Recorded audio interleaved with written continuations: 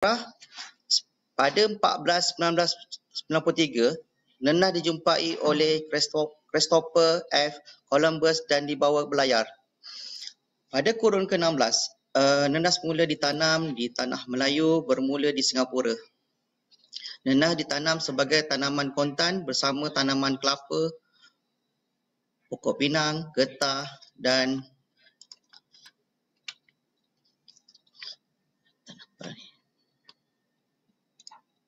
buah-buahan lain.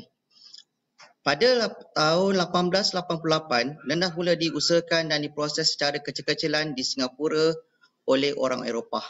Pada tahun 1895, kita dimaklumkan kaum Cina di Singapura mula mengusahakan nenas kaling secara komersial sehingga tahun 1921. Kalau kita ikut pada kaling ni nenas tin Nenas tin memang terkenal lah pada ketika sebelum era sekarang ni. Jadi kita kalau tengok 1921 hari ini dah dekat 100 tahun lebih tempoh masa tersebut. Okey, pada tahun 1925 terdapat 6,500 hektar di selatan Johor, 810 hektar di Singapura dan 1,600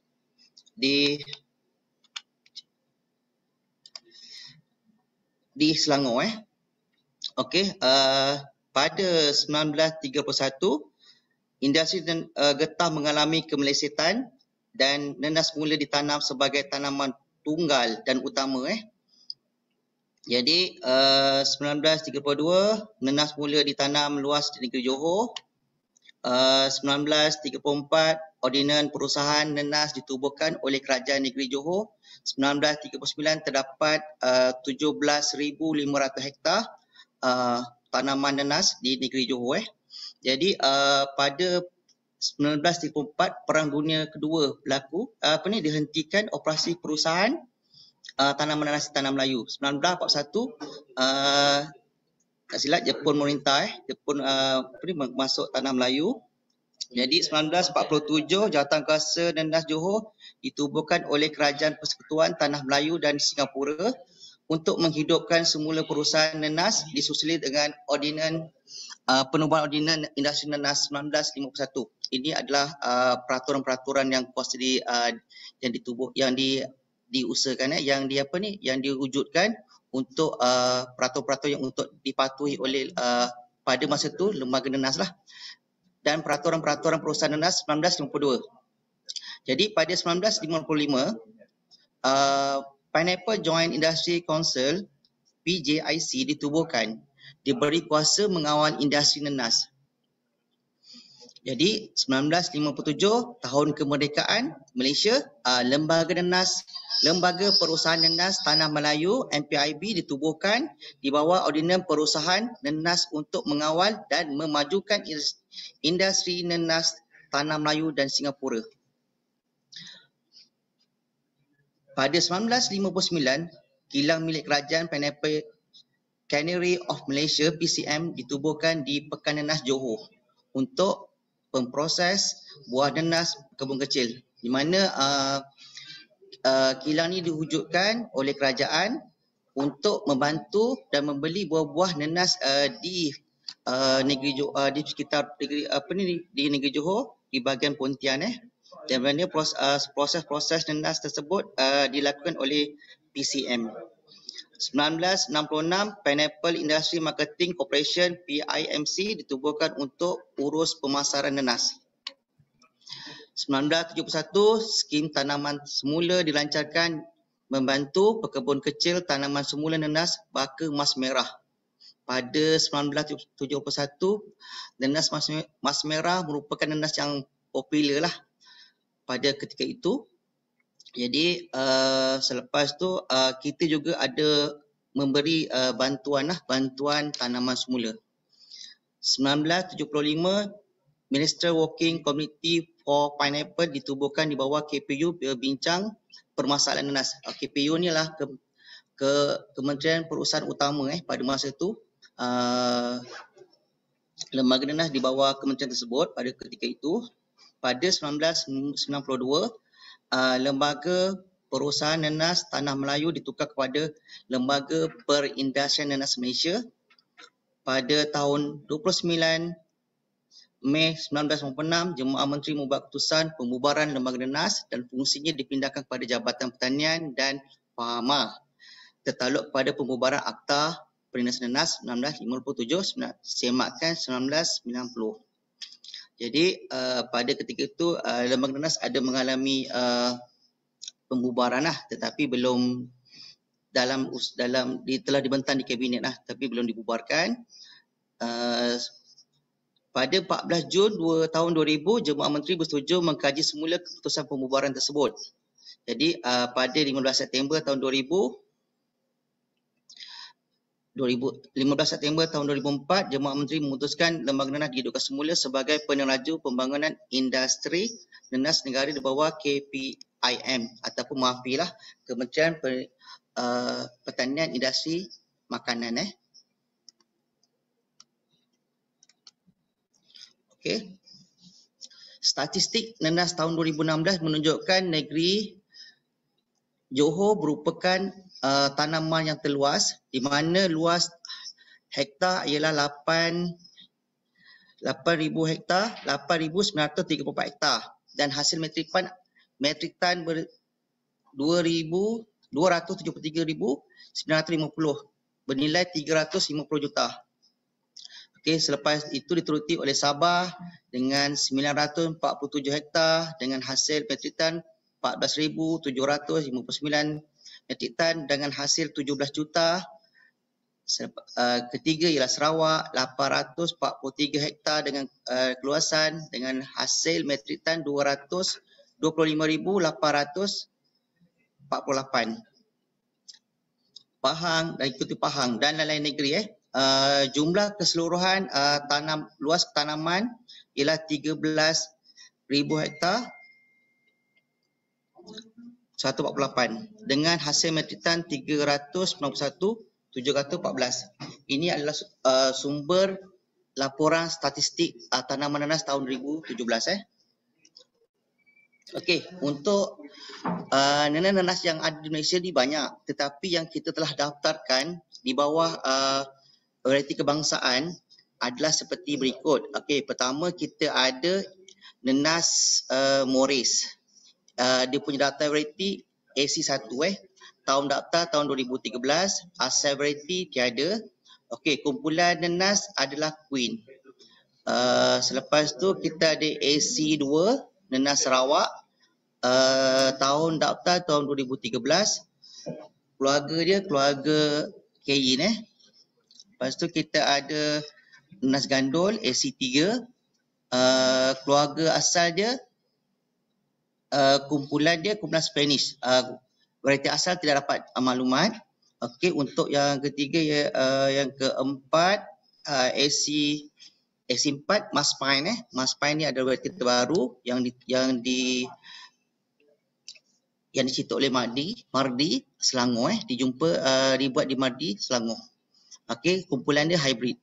Okey, untuk AC5 ialah Josephine tahun 2013, Mardi juga, keluarga hybrid. AC6 ialah Yankee ni banyak ditanam di Selangor.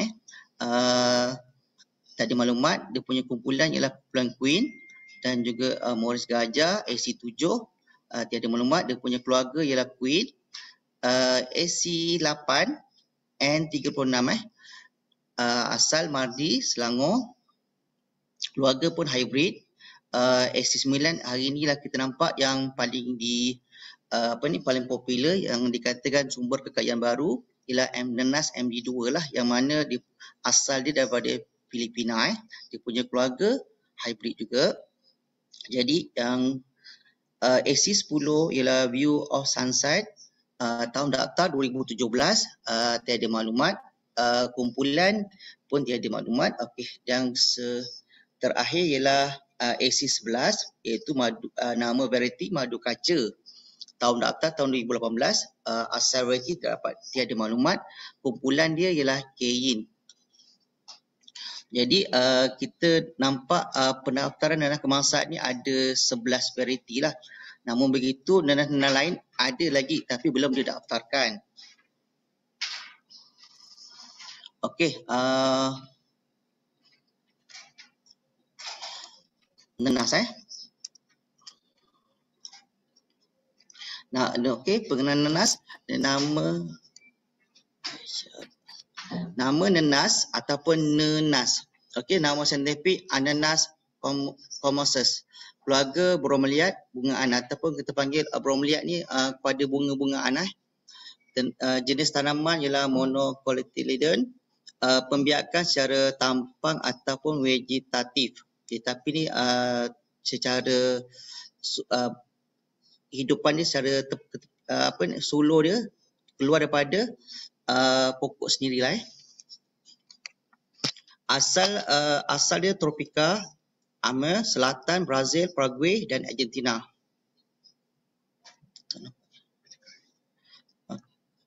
Okey, fisiologi tumbuhan dikategorikan sebagai herba.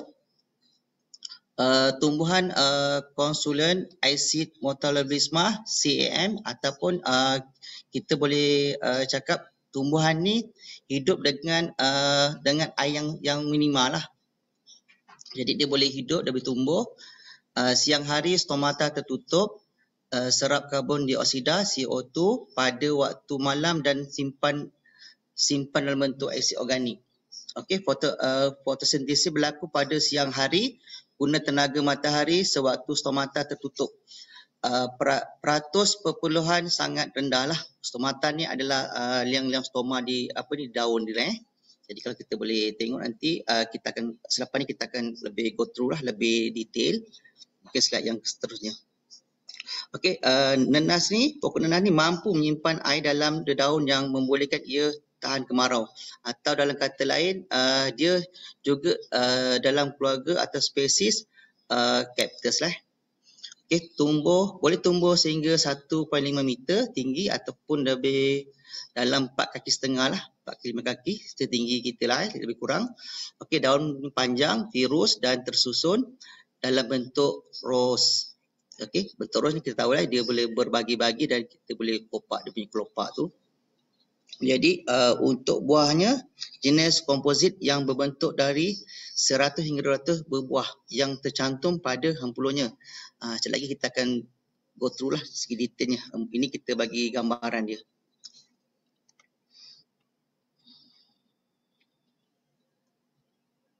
Tergerak ni.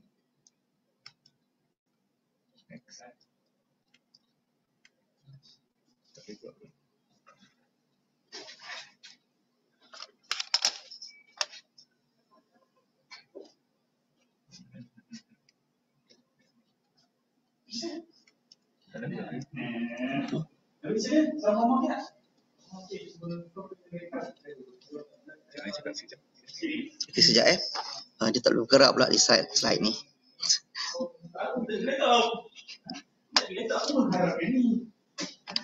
Aku ni gila-gila betul-betul.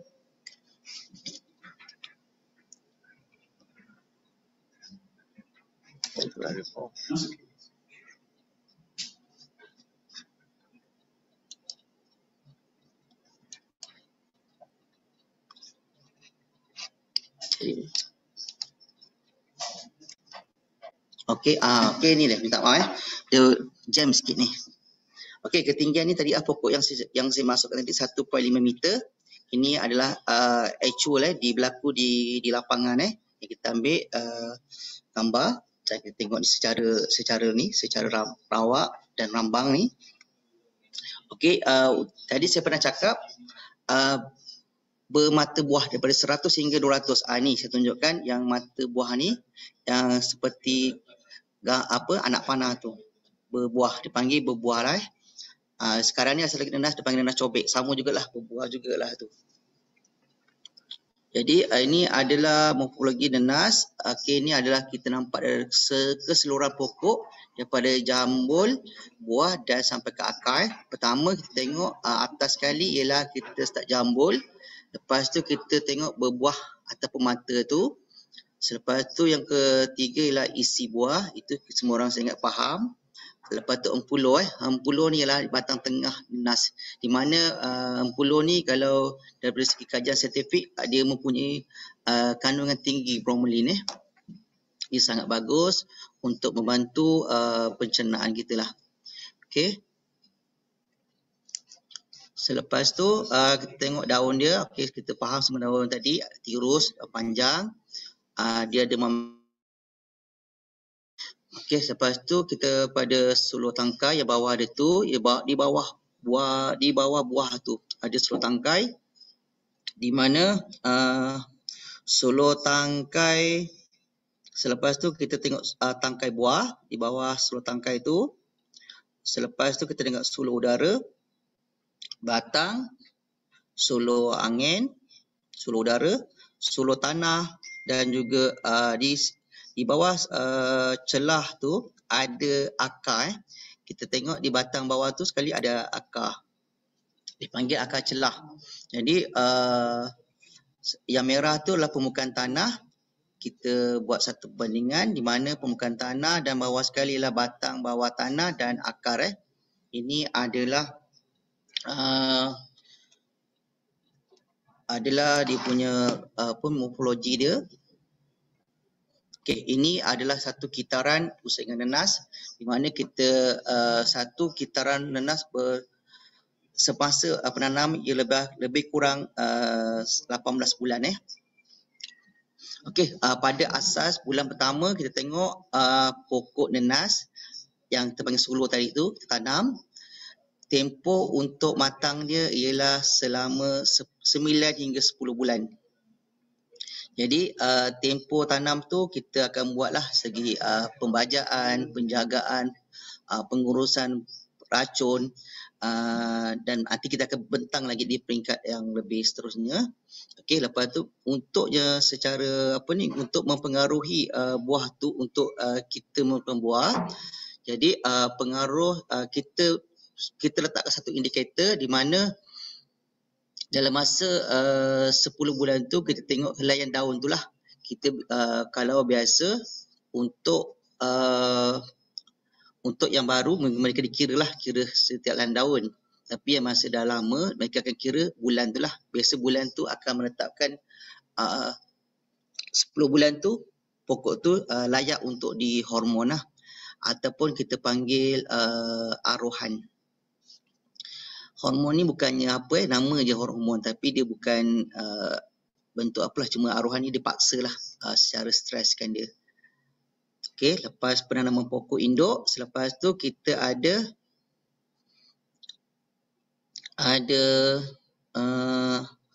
permukaan tanah. Okey, selepas tu dalam arohan tu arohan pembungaan dalam masa 4 hingga 5 bulan tempoh untuk kita untuk tuaian. Jadi masa tempoh 4 hingga 5 bulan ni daripada selepas kita buat arohan tu kita boleh buat harvest ni kita buat tuaian. Jadi di sini kita nampak pokok tu dah berbuah, ada jambul, ada mata semualah, siap semua tu siap dengan sulur lah. Tidak semua pokok nenas yang berbuah mempunyai sulur semasa hayat dia pada 18 bulan. 15 bulan tadi 15 bulan. Selepas tu, selepas kita membuat kita telah buat tuaian, kita akan buat cantasan cantasan daun dilakukan semasa memungut hasil. Tujuan dia ialah untuk mengeluarkan sulur angin, sulur tanah dan sebagainya yang akan keluar lah. Masa yang diperlukan ialah 1 hingga 3 bulan lah. Jadi pada masa 1 hingga 3 bulan ni pokok-pokok ni akan dibiarkan di ladang untuk memastikan pokok tu mengeluarkan hasil benih. Tadi hasil buah, ini hasil benih lah. Jadi pokok yang telah dicantas akan bentuk macam daunnya pendek dan selepas masa tersebut sulur tu akan dicabut akan dipetik. Selepas tu dia akan tanam semula lah. Saiz sulur yang petik tu kebiasaannya lah 4 hingga yang keluar ialah 4 hingga 5 sulur dengan ukuran 30 cm tinggi lah, lebih kurang sekaki. Dia boleh lebih lagi tapi sekaki itu adalah minima yang kita cadangkan untuk tanaman semula. Sesuai ditanam di ladang. Okey. kalau kita nampak daripada asas tu, daripada awal hingga akhir tu adalah proses adalah kitaran dia.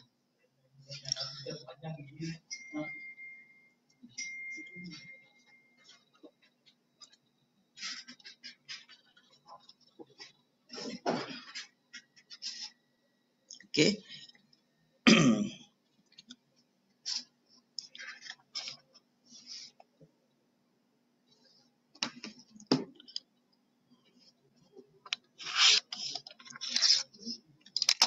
Okey, kutipan nenas ni.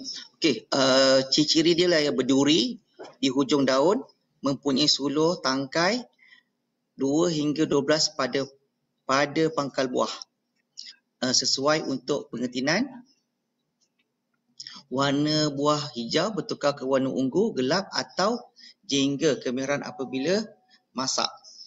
Jenis-jenis nenas contoh ialah nenas mas merah, Singapore Spanish, nenas hijau, Selangor Green, nenas gandul, nenas nangka dan nenas betik. Ini adalah nenas yang sesuai untuk dibuat pengertian lah. Okey, jambu nenas besar, buah tahan lasak, buah bentuk silinder. Okey, sayang.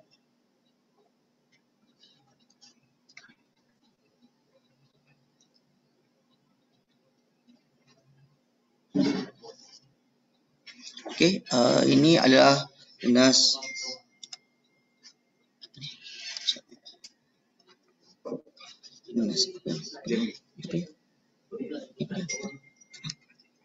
sharing. Sekejap. Okay. Next apa? Okey. Sekejap ya. Ada gangguan sikit ni. Okey, ini adalah kumpulan nenas.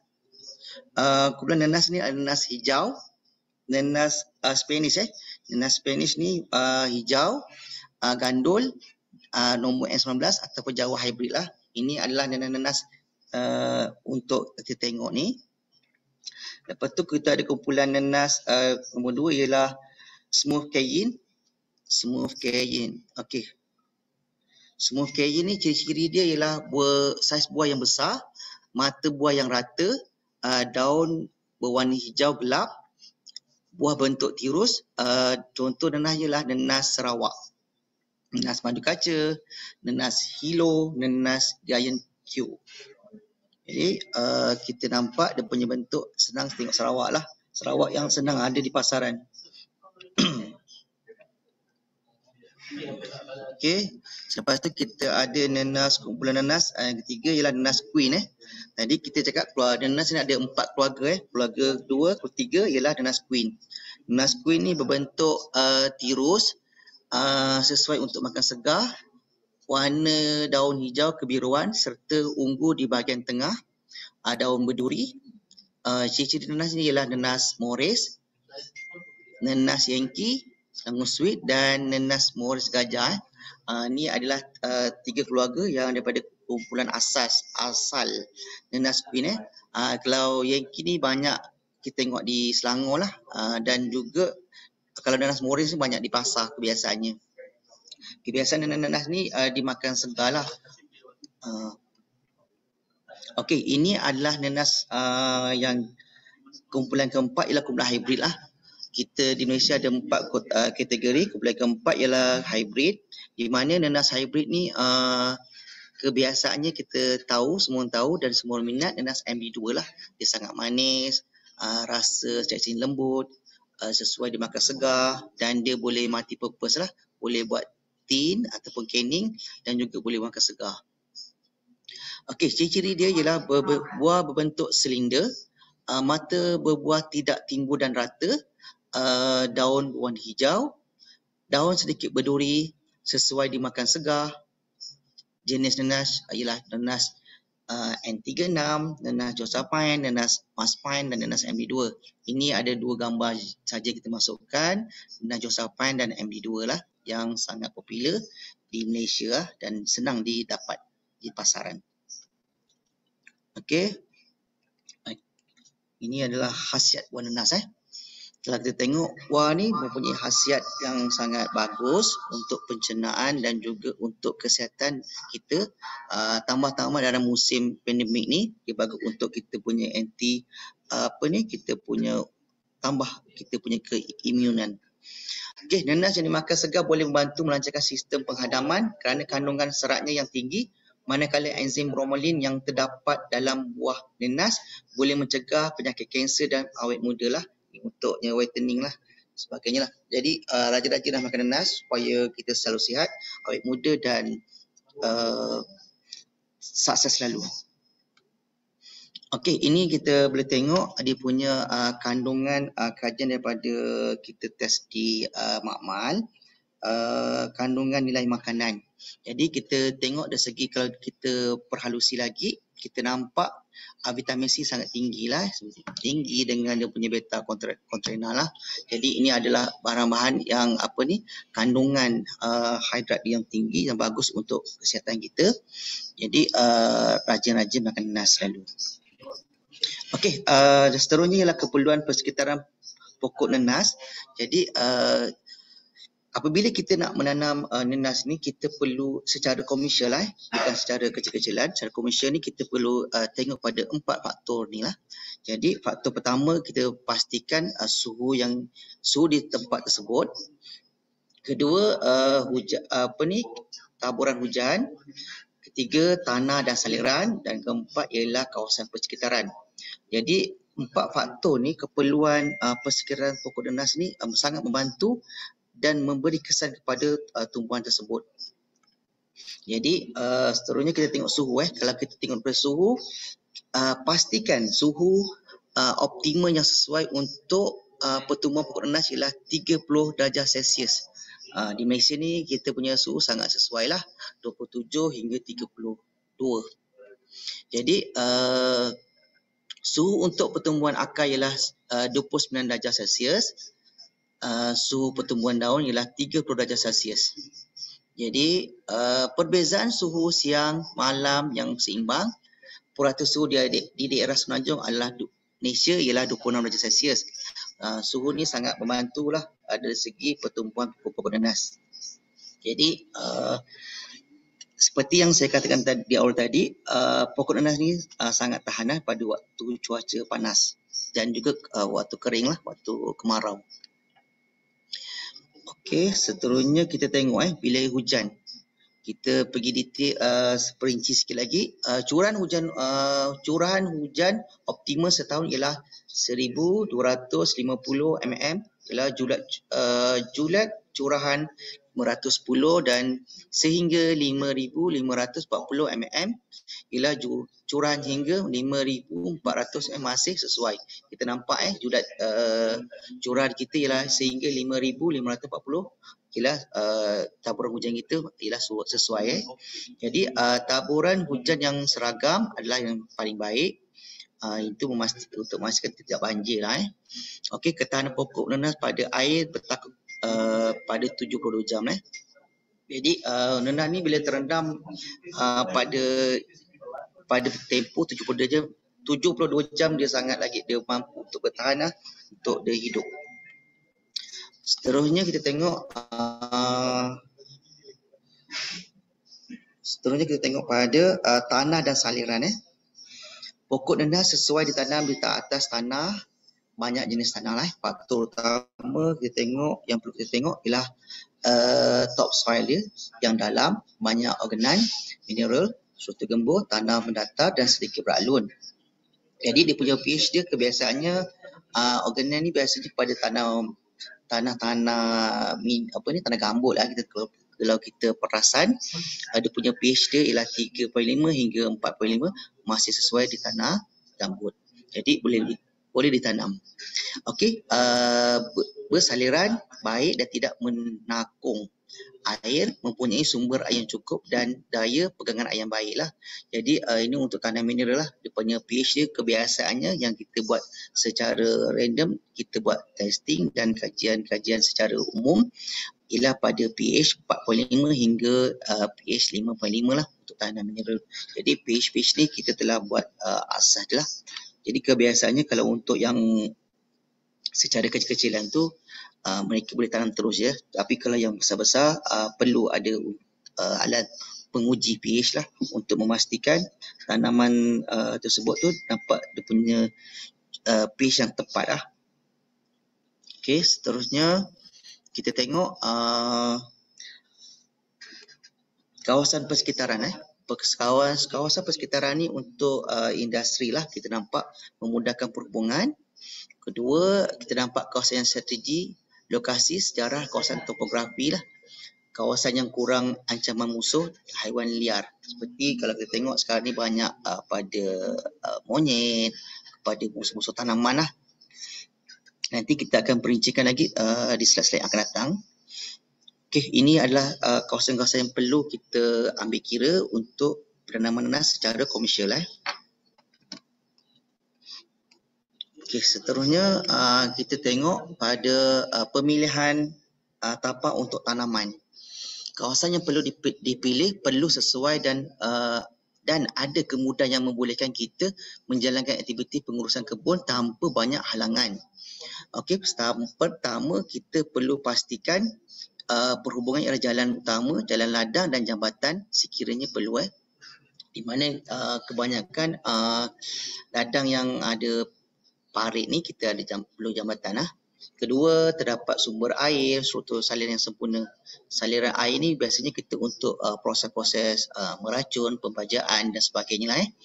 Yang ketiga, bebas dari musuh, perosak tanaman, contoh babi, monyet dan sebagainya lah yang boleh mengganggu, merosakkan tumbuhan kita, tanaman kita.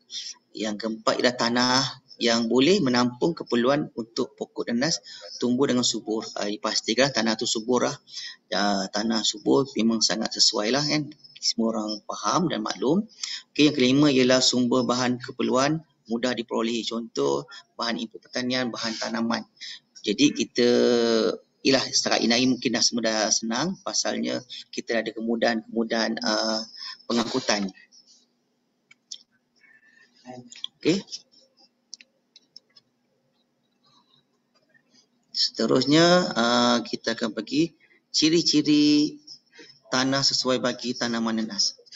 Pertama, tanah yang mengandungi banyak bahan organik dan mineral, tanah berstruktur gembur, permukaan tanah mendatar atau beralun sedikit, tanah mempunyai sumber air yang cukup, tanah bersaliran baik dan tidak menakung air, tanah mempunyai daya pegangan air yang baik, dedahan cahaya matahari penuh atau lebih pada 60% untuk tanaman kontan lah. Biasa kontan ni kita tanam di celah kelapa, di celah pisang dan tanaman buah-buahan. Okey, ini adalah contoh di mana kita tengok kawasan-kawasan yang tidak dijaga dengan betul ataupun pemilihan tapak yang tidak sesuai pada peringkat permulaan. Nanas ditanam kawasan yang berlopak. Kalau kita tengok seperti di gambar rajah, bila air bertakung, pokok-pokok ni akan mengalami matilah tadi tu. Jadi dia akan terbantut dan memperlahankan pertumbuhan dia dan juga seterusnya boleh mendatangkan penyakit lah. Kita tengok ini tidak sesuai. Okey, ini adalah kawasan berlopak. Ini ditanam mineral mineral kita gunakan sebagainya, kita gunakan plastik silver shine lah. Dan cara tanaman ni agak macam tak teratur lah jadi kita perlu ambil maklum dan ambil kira secara betul Okey, selepas tu kita nampak yang gambar belah kanan tu di ujung batas tu air banyak bertakung dan rumput mula menaik kita pastikan gambar-gambar apa ni sebelum tanam tu kita pastikan air dia tak ada air lah, kita pastikan ada saliran. Okey, ini kita tempat kawasan yang mudah banjir lah. Ini ada tidak sesuai untuk tanam nanas kerana dia mengganggu dari segi tumbuhan tersebut dan juga boleh menyebabkan kematian. Okey, kita tengok seterusnya ialah macam ini. Ini adalah pokok yang nanas selepas kawasan bertakung air lah. Akibat dia pokok menjadi kuning, terbantut. Okey, ini adalah gambar di mana tanaman penerimaan cahaya kurang daripada 60% lah. Ini tanaman kontan di mana dia tanam terlalu rapat. Dia boleh tanam di bawah pokok kelapa, tetapi dia kena buat secara sedikit lah, tidak secara penuh macam ini. Ini setiap kaki dia tanam pokok semua, jadi kita perlu ada 2-3 baris sajalah untuk memastikan kawasan-kawasan bercahaya tu dapat sepenuhnya cahaya daripada matahari. Pokok nenas perlukan cahaya lebih daripada 60% untuk tumbuh besaran. Okey, selepas tu kita tengok perancangan dan asas projek. Kita perlu pastikan pertama kita tengok status projek. Kita kena pastilah projek kita nak buat tanaman ni. Perancangan penting bagi memulakan satu aktiviti projek. Beberapa aspek perlu diberi perhatian dalam projek tanam nenas. Pertama, satu dia projek besar, kecil, jangka panjang, jangka pendek. Jadi kita kena sebagai pengusaha ataupun yang peladangan, kita perlu pastikan projek tu besar, kecil, jangka panjang atau jangka pendek lah. Jadi kita kalau jangka pendek tu kebiasaannya diorang akan buat secara kontan lah. Kalau besar tu peladangan besar-besar seperti estate, mereka ada pastikan segi buah tersebut akan dipasarkan ke mana lah. Yang kecil ni biasanya mudah untuk dikawal, tetapi buah biasa terputus. Okey, untuk yang kedua kita kena pasti ruang pasaran yang terjamin. Tadi saya cakap tu di mana bila starter projek tu besar kecil ni semua memainkan peranan pada ruang pasaran di mana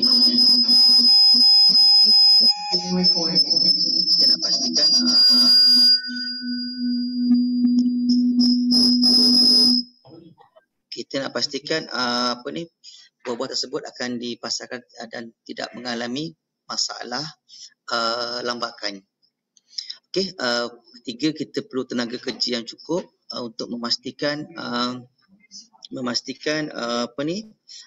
kebun terjaga dan tempoh-tempoh pembajaan tu, tempoh penjagaan tu, pengurusan tu terjaga dan teratur untuk memastikan penghasilan buah yang baik.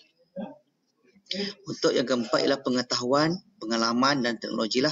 Untuk hari ini kita berikan secara sedikit pengetahuan dan pengalaman teknologi yang kita ada, dan diambil maklumat lah kepada semua peserta. Seterusnya kita tengok untuk melakukan satu projek ni kita perlu pastikan modal untuk melaksanakan projek. Kebiasaannya kalau projek modal kita kena seimbang lah dengan projek yang kita nak laksanakan. Untuk memastikan, saya ingat semua orang kena tahu agaknya rasanya, nenas ni tempoh untuk penghasilan setahun tadi tu, yang saya cakap tu setahun setengah untuk memastikan dia penghasilan. Jadi dalam tempoh tersebut dia perlukan modal lah untuk pendapatan. Okey, seterusnya kita kena tahu matlamat. Matlamat penghasilan buah yang bermutu dan ada di pasaran. Okey, ini adalah contoh ladang di tanah mineral, di mana mereka penghasilan buah itulah mutu yang bermutu. Kita tengok adalah buah yang bersaiz A, B, C lah. Biasanya di pasaran kita tentukan secara begitulah. Jadi ini adalah bila tanaman juga main peranan lah. Tanam secara rapat, jauh. Nanti kita akan bincangkan lagi di selepas ini. Ini adalah matlamat asas kita, yang mana bila kita tanam rapat, buah tu mungkin akan kecil sedikit lah, sebab dia tengok marketnya ke mana, segmen market dia tu. Jadi ini adalah contoh-contoh yang telah kita buat kajian lah, ataupun pemerhatian di lapangan. Okey, ini adalah contoh-contoh tanaman secara kontan yang tadi saya masukkan jangka pendek, jangka panjang dan inilah untuk diperkenalkan kepada yang berminat ni. Jadi kita kena pastikanlah kalau tanam kelapa sawit, pokok kelapa, dia ada tempoh dia. Okey, kedua tanam di antara pokok nangka, dibuat dalam 4 baris ataupun 6 baris saja. Jadi pastikan cahaya matahari itu sampai kepada tumbuhan tersebut. Dan yang di pokok kelapa sawit pun ada, nampak di antara celah kelapa sawit ni kita tanam sebelum pokok sawit dalam masa 3 tahun pertama lah. 3 tahun pertama dia boleh tanam. Dan yang seterusnya dan pokok getah ni dia tunjang, kalau tunjang dia lebih mudah lah. Kita nampak dia mudah, jangka dia panjang lah, jangka masa dia. Okey, ini adalah cadangan untuk sebelum memulakan tanaman di kebun ataupun di kebun kita lah. Okey, pertama mesti ada jalan. Kedua, kita sediakan parit utama. Dan kedua, yang ketiga tu ialah parit balas lah. Parit balas ni parit yang kecil-kecil ni. Dan parit-parit kecil ni tujuan dia lah untuk memastikan air tu kita flush lah. Memastikan air tiada bertakung di ladang. Tadi kita nampak kelemahan di ladang tadi ialah seperti air bertakung, banjir dan sebagainya. Dan dekat situ juga kita nampak permasalahan yang berlaku nanti bila kita dah siap untuk berbuah, untuknya penuaian. Jalan-jalan tersebut perlu adalah untuk memastikan kemudahan untuk pengangkut mengambil buah tersebut dan juga pekerja untuk melaksanakan tugas-tugas agihan dan juga tugas pengumpulan. Jadi perlukan juga ada pondok ni pastikan inilah cadangan untuk sama-sama berehat dan juga penyimpanan barang-barang kimia seperti racun, baja dan sebagainya lah. Jadi kat sini kolam ni, tujuan buat kolam ni adalah untuk takungan air lah. Kita pastikan untuk pembajaan dan meracun tu kita ada sumber air lah yang mencukupi. Itu saja saya ingat di tengah tu, ini adalah cadangan di mana setiap rantai tu, setiap parit tu adalah satu rantai lah. Satu rantai lebih kepada 66 kaki. Kita tengok 66 kaki. Kita buat buat dia punya parit balas kita panggil tu. Dan juga jalan kita buat. Jadi parit ada, jalan ada. Sama-sama kita kena pastikanlah maklumat-maklumat ni dimasukkan sebelum kita memulakan tanaman secara komersial ataupun secara yang elok lah. Okey, selepas tu ada lagi tak ni? Tengok. Okey, saya ingat kita punya untuk sesi pertama ni sehingga kini. Sekian, terima kasih.